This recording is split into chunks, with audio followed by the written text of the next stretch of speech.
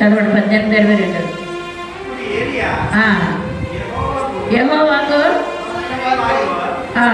ప్రవక్తలైన వారిలో నేను ఒక్కడిని, ఇదిగో నేను ఒక్కడే నిలబడి ఉన్నాను, శేషించి ఉన్నాను.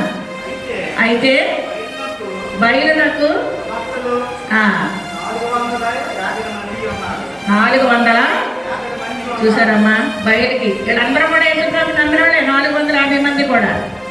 కానీ వీళ్ళందరూ కూడా ఆహాబు భార్య అయినటువంటి యెజబెలుకి జడిచిపోయి, ఆహాబు దేవుని నమ్మినుడే రాజు, కానీ భార్య మాత్రమో యెజబెలు సాతాను. ఆవిడ ఏం చేసింది? దేవుడు నమ్మినోడు ఎవరు కూడా భూమి మీద ఉండకూడదు.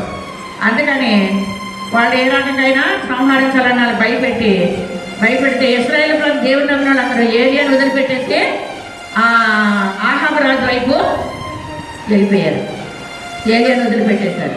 అంత భయంకరమైన కఠినమైనటువంటి తీర్పు అక్కడ జరిగింది. ఏరియా దేవుడు నమ్మినటువంటి భక్తులను వదిలిపెట్టేసి అక్కడ మిగిలి ఉన్నాను, నేను ఒక్కడే మిగిలి ఉన్నాను ఆయన పక్షంగా.